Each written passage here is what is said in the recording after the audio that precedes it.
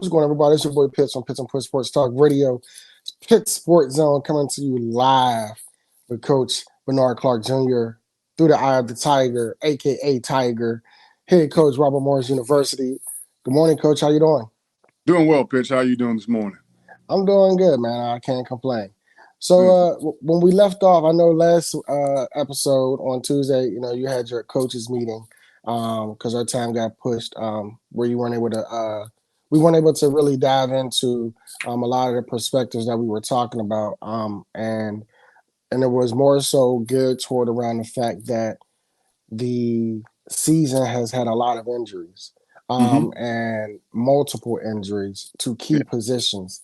Yes. And, one of the things that I was highlighting was the fact that even though it's Coach Tomlin's words, the standard is the standard, the next man up, um, depending on the preparation of that player, may not, and the continuity that the defense or the offense already has, it takes some, when you add a new piece in, sometimes it works well, other times it takes time to form together. And in your situation, I know you said you lost another couple key players in this last game, so we can kind of just pick back up from there. Yeah, that's where we've been right now, Pitch. It's like I told you, this is therapeutic for me when I speak to you on these Tuesdays, Thursdays, and Saturdays because it helps me clear my mind with a lot of things I'm talking about, and also sometimes prepare me for my team meeting later on during the day. And that meeting that you and I had when we spoke earlier, that Tuesday meeting was kind of based on that and helping our guys understand that, what are you doing to help us win? And we're not talking about starters. We're talking Right. about just said who the next man up. When we had two guys, we had two safeties go down on Saturday. We had to put in two redshirt freshmen who have never played a college football game. Were they prepared properly during the week that they would play? Now I know the coaches gave them the information that they needed, but did they take in the information? Did they do what was necessary in order to get ready? You always talk about a lot. Did they do the mental reps that they needed during the week to be prepared for that game? And those are things we have to ask ourselves. So those are the questions I was asking those guys on Tuesday. And that is, man, what are you doing to help us win? It's amazing how, just to give you a scenario, obviously I won't say the young man's name, have one of the young men on our team who was complaining about, Coach, I haven't got a chance to play, I haven't got an opportunity to do anything. So he met with the offensive coordinator, and the offensive coordinator says to him, okay, let me ask you a question. He said, what is Talladega 1? That's one of our play calls. He's like, I don't know, Coach. He said, well, what's Talladega 4? He's like, I don't know, Coach. He said, well, what's our snap count? Now, mind you, every day the offense meets as a unit, they go over their snap count. Three different quarterbacks say three different snap counts. He asked the young man, what's the snap count? He said, ready, go. Go's not even in our snap count. So this young man wants to play and wants to be a part of transitioning to the field when he don't know the simplest things or the simplest plays that we have in. But that's the kind of mindset you have with some of these young men. Now, don't get me wrong. There's enough of them that care. We have a ton of guys on our team that really care about learning and growing. And I'll give you another example in a little bit here. But that young man is worried more about being in a uniform than he is about performing on the field. Now, we had another young man, I will say his name. His name's Malcolm Bennett, who's an offensive lineman, who was a second-team offensive lineman when our starting center went down and ended up getting beat out by a young man that stepped up a little bit more than he stepped up. But on Saturday at the game, he was making corrections with the offensive line coach. When the offensive line coach like, we need to do this, this, this, and Malcolm stopped coach. He said, hey, coach, okay, we also got to do this. Remember you told us to do this in this situation? He's like, you're 100% right, Malcolm. So that young man was tuned in mentally just in case he had the opportunity again. So you have a different array of young men. And when you were talking about injuries, what are we talking about? Guys that are prepared to get in the game are not prepared. Like I told you, preparation plus opportunity equals success. But are you counting your reps or are you making your reps count? And that and when you have those situations, the situation whereas a player is vying for more playing time, but he has not done the necessary requirements physically to get on the field, nor mentally in preparation of the playbook. Um, that speaks a lot about character. It's more of when you're not doing the work required to get there, but you just want to get there. Yes. Yes. And and that goes into when you talk about the mental notes, it's something that I share with my nephews all the time. And it doesn't even matter if they're playing or not. Football is football, right? Hmm. So anytime you're not playing football, you're watching football, because it helps mentally sharpen. Oh, wow, okay, coach said to do this at practice. I didn't understand it then, but by watching or paying more attention to the detail of the position I play, I understand it more now. It has to be frustrating as an offensive coordinator and a head coach to have a player come to you and vie for more playing time, but not be mentally prepared. That tells me that when we're in meetings talking, what are you doing? Because Yes, obviously it's not paying attention. And I'm sure everybody has a playbook, but how what in that moment, how do you as a head coach, do you intervene in those situations, or do you allow the coordinators or the position coaches to basically handle it as they see fit, unless it's escalated and brought up to your attention for more action? exactly what you said. I mean, that's how I do. I let the position coach handle it first because it's a situation where if the young man gets belligerent about playing, now we're all going to sit down together and we're going to discuss these things together as a matter. The offensive coordinator handled it perfect. When a young man came to him and started talking about more playing time, that's exactly what he should have done. Asked him, how much do you know? How much film have you watched? Have you taken the time to get the mental reps when you're not involved? So when he asked him those questions, it was easy for us to say, okay, you don't have a leg to stand on right now. What you need to do is go back, study your playbook, and then once you learn the two basic things he understood, I said the three basic things that he said to you about the offense. Once you learn those things, now let's come back with an argument and say, I'm studying my playbook. I'm learning my playbook. I don't need to intervene because again, it goes back to what we always say. When you talk about better men, better husbands, and better fathers, what are you doing to create that environment for yourself? You're not becoming a better player. And Right. better man, better husband, better father. This is a situation where you know for a fact that things are going to need to go the way they need to go and get things rolling the way they need to get rolling because you're doing what's necessary to get you ready on the football field. If you're not doing what's necessary to get you ready on the football field, you're probably not doing what you need to do to get you necessarily ready to be a better man, a better husband, and a better father. So those are teachable moments. I really believe that.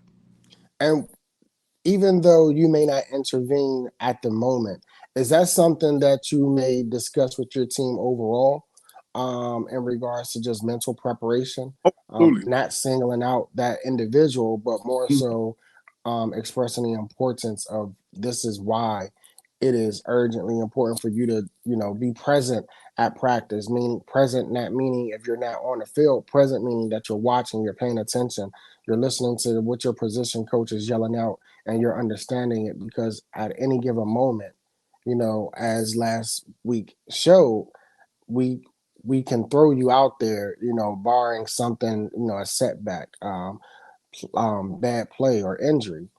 Is that something that you express intently with your team? Absolutely.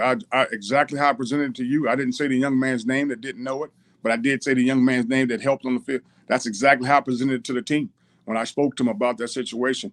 And what I told him is, guys, when you're second team, third team, and you're thinking you may not get in the game, okay, it's baptism by fire then. You need to understand you're going to get thrown in. You don't have time to get lathered up. You don't have time to get ready. You have to be ready to go at all times. You have to be prepared to go, for the situation that's going to happen. Preparation plus opportunity. That's what it boils down to. You got to be prepared for any opportunity. You don't know when you're going to get in the game. So that young man hasn't prepared himself, but at least we know it now. It's just Yeah. at least we know now he's not preparing himself to go in the game. But the other young man has prepared himself. So we know that he does know what he's talking about. So he's put himself in a position. Once we throw you in there, okay, we feel confident you know what's going on. Now that helps us build confidence in you as a player, helps us build confidence in you as a young man. So I presented to them exactly the way I presented with you. The young man that didn't know and the young man that didn't know, to help them know when you get in the game, it happens right now. There's no, hey, I got time to get. No, you don't have time to get lathered up. You got to get ready to play right then and there and know what you're doing mentally as well as physically. And but it goes into something that we talked about earlier, in another episode, and we talked about the way that these generations are coming up now in regards to their participation in athletics, and how they're being rewarded for things that they actually did not achieve or earn. Mm-hmm. And it's congruent and it's counterproductive to when they continue, when they grow. And for me, and this is in my opinion, this is not something that coach said, but this is Pitt's opinion.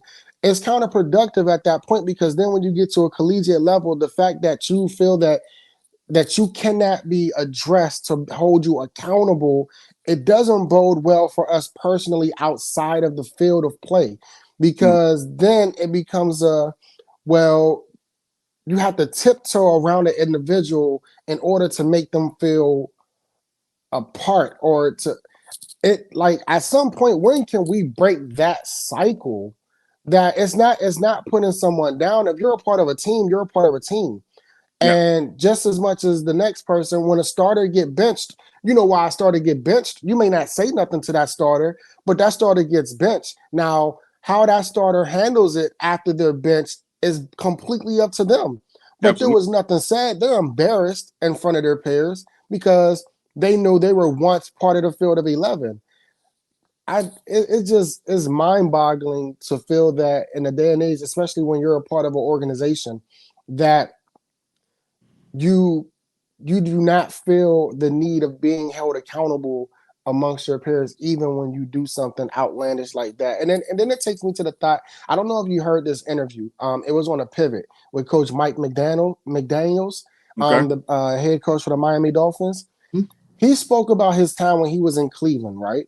And he said that Johnny Manziel, the example that you just gave, Johnny Manziel never studied his playbook. hmm. Never studied it. He said Johnny Manziel was so unprepared when it came to the mental capacity of the game. And he took his star status as a leverage of him not having to do it. and, Yeah, you, and and that last part I paraphrase, but to think that an NFL player, and we're talking about a college player, to think that those same characteristics or attributes can be carried over to another level that you everybody strive to get to when you, as a kid, you want to play in the NFL. To think that you can get to that level and not study, it's asinine. well, the thing about it, and I always tell people this, and a buddy of mine, his name's Greg Catuso. He's the head coach at U Albany, and Greg always calls it the golden calf syndrome. And what that means is you got a lot of players that ever since they've been 8 years old, everybody Mm-hmm. how great they are. Everybody I told them they're going to the NFL. You're the Yep. most valuable player ever. You should be starting no matter where you are. And they come with the same thing here. I mean, we don't have a golden calf on our team. There is no player that's going to get preferential treatment. I always go back to you be treated fairly, not equal. Now, as a player on the field, if you're getting things done, yes, but that don't mean you get to act a fool off the field just because Mm. you're out on the field. And so that's the difference with me. And I don't blame all parents. Obviously, I don't want anybody to think I'm blaming all parents, but it's not so much people said, you know, kids are different or Uh-huh. children are different. I don't think they are. I think the parents are different. I think the situation in which they grow up may be different and how Yep. they see things are different because I know I saw things through a different light to my mom and dad. And I don't have kids. And I always tell people I'm not a father. I'm a father figure, but I'm not a father. So I'm not speaking on behalf of raising kids or anything like that. But I've been around enough young men to know that if they come from one environment, they're going to act this way. If they come from another environment, they're going to act this way. And I've been around young men who are just spoiled. You know, and that's what it boils down to. And they think they're entitled just because, hey, I'm second team. First team guy gets hurt, I go in.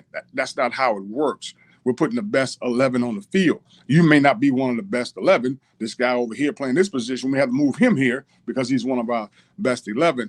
And a lot of young men don't handle that well because they've been coddled their whole life and because they've been treated as the golden calf their entire life. People have worshiped how good they are. And once they get to college, they realize I got to start from the bottom.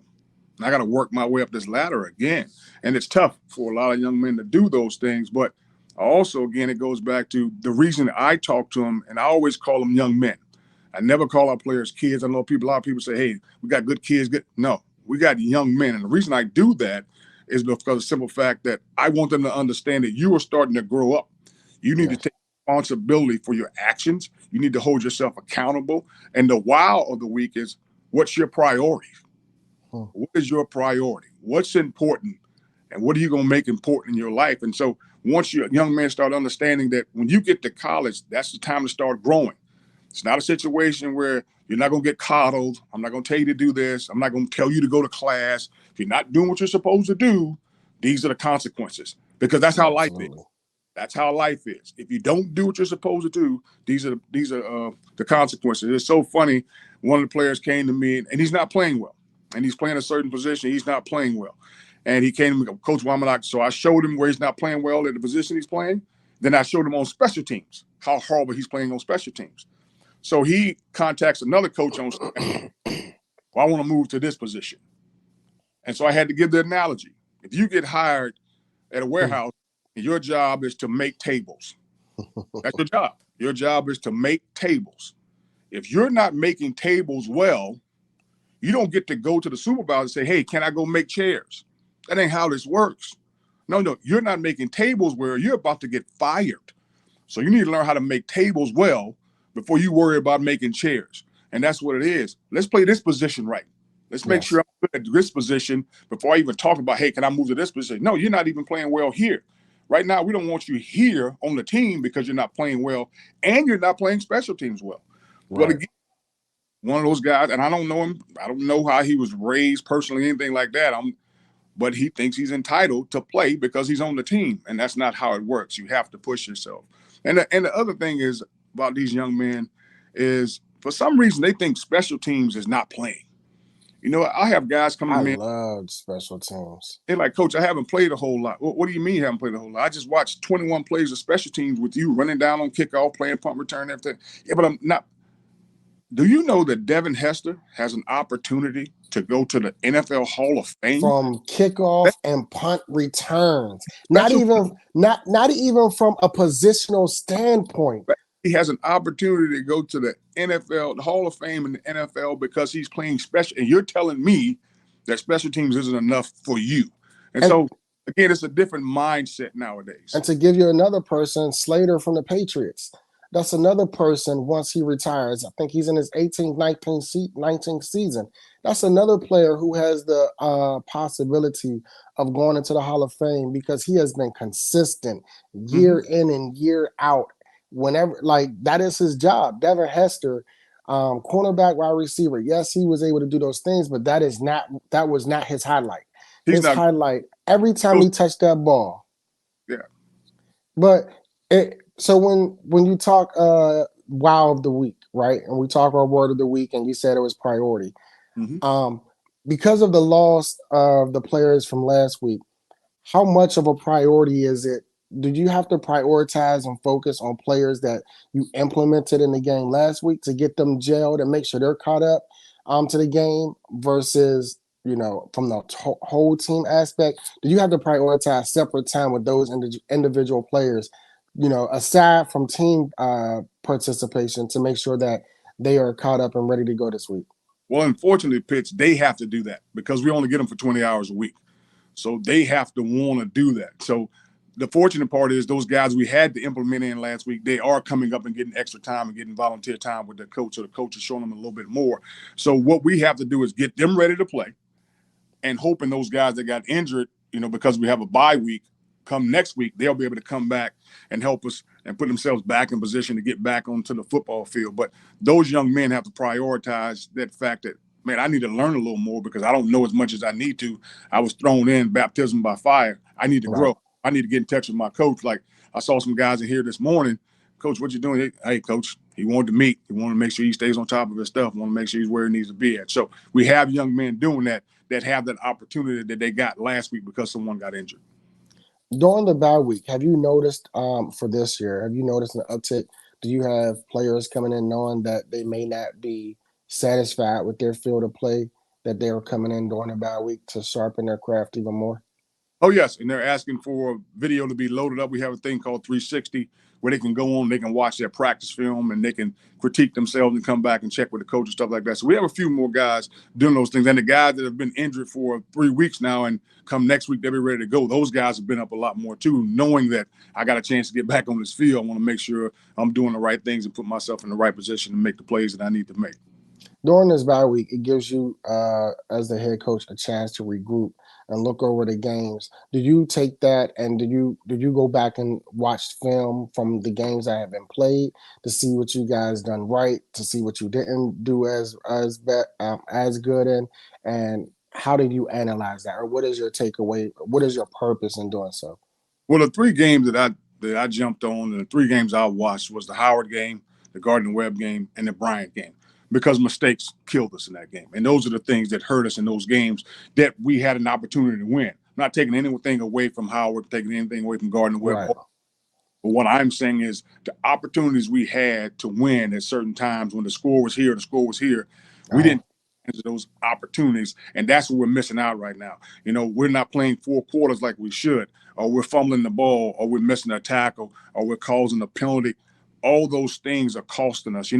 Prime example, right before halftime, we were going in against Bryant, and I go back and I watch film, and you notice you're doing the game, but then when you go back and you watch it, right before halftime, the score was, I think, was 17-24 or somewhere around in there. And right before halftime, you won't believe it, Pitts, we dropped 2 interceptions. Uh, The safety dropped one, and then the very next play, if the linebacker catches it, the entire sideline's wide open. It's a totally different game, because if we score there, now we get the ball first in the second half. So you look at stuff like that, and you go back and you watch the Gardner Webb game, and one tackle here, one tackle there. Next thing you know, bam, we're right where we need to be at. So those are the things that bother you more than anything else, because you go back and like, man, we're calling the right plays. The execution isn't where it needs to be at right now. So now you got to go back and you got to work on those basic little fundamentals, small techniques here, things like that. We're not getting the pass rush we want. So we go back and we watch those film. Do we need to blitz more, or do we need to get our defensive lineman playing this way or that way? So those are things you go back and watch, and that's what I've been doing this week. Whenever you have a say you have say you got tape of 6 games, right? Or Mm-hmm. let's say 6 games. Still got 4 left, 4 or 5 left, and you notice that one side of the ball has been more dominant in regards to even when they're in bad situational play. Um, they're doing their best. But then you look at the other side and you say, okay, offensively, we're not doing well. Offensively, we are hurting the defense and we are hurting special teams because we can't, our time of possession. So, I mean, the defense is on the field a lot. We're not gaining first downs, which means we're not flipping field. That means we're putting more pressure on the punter to get us a great kick every time. We're putting more pressure on the gunners to go down and make a sound tackle. But then you notice, play calling, and you notice that the same play calls are taking place game in and game out, and they're getting you nowhere. How do you approach do you allow the offensive coordinator to keep going? Do you pull them in the office? Do you say, let's go over the game plan? How would you go about that situation? Well, we're gonna make changes. There's no ifs, ands, or buts about it. If I see some plays that I don't think are working, because our players can't do it. A lot of times you may ask a guy to do something he's just not capable of doing, so we need to go to this. So we're going to make those changes. And the biggest place we're going to make changes, Pitts, where you and I talk about, we got to make changes on our special teams. Because of the injuries we have, we don't have the guys we need on kickoff, or the guys we need on kickoff return in order to make the returns, in order to stop guys from making big returns. And field position has been killing us probably more than anything else, and it's because of punts and kickoffs and stuff like that. So we got to make some changes on there, because we don't have the bodies we had at the beginning of the year because of the guys that have been hurt. We don't have Right. the linebackers that we had on there earlier during the year. So no, we're going to make some changes. Offensive wise, I think we're fine. And to be honest with you, last game production wise, when it came to rushing, other than the Virginia Lynchburg game, this is the best we've had rushing wise. So we changed some things last week to get ready for the running game. And I think our running game increased and improved a lot. And we're going to change some things a little bit on defense. We're just breaking some stuff down so they can play a lot faster, but working more on techniques. But the biggest place we need to make a difference is on special teams, because field position has to be a huge factor that you and I talk about week in and week out. Well, I just wanted to clarify that my statement or my question was more hypothetical, not because Oh, of your situation, I, just because of some things that I've been seeing around college, and NFL, and I'm just wondering, how does that go into play when your your time of possession is theirs is 50 and yours is damn near 15, yeah, which means we're not retaining the ball long enough to even put points up on the board, which means that we're overhauling our defense it was one of those questions because I just see it, and it get when anytime fans can predict plays before they're called, I'm like, okay, now we're in trouble. Yeah. If a fan can predict a play, I'm sure the defensive coordinator is just licking out his chops. Like, we know it's coming now. So it was more just that was more me, fan and analytical, as well as interview. Wanted to find out from you, head coach, how would you, address the situation, whether it was offense or defense. No, Um, I took it exactly the way you gave it to me. It was a situation. I just presented from my point of view, but okay, I knew exactly how you meant it. Don't worry about it. okay. So you got a bye this week. So this Saturday, we're going to still execute it as if it's game day, and you guys join us. 9:30 a.m. on Saturday for Execution Saturday. Even though Robert Morris does have a bye week this week, you can still catch us, chop it up with us, join us. As I said before, it is live, so you guys can ask questions. We will see the question as they were posted. So anytime when you're in the comment section, just go ahead and make a post or a question, and we will be able to address those questions and comments for you. Thanks again, Coach. Another great one through the eye of the tiger. Myself and Coach Bernard Clark Jr., head coach, Robert Morris University. Pits and Push Sports Talk Radio, Pitt Sports Zone, Bowie TV, coming to you. Let's go, Bobby Moe.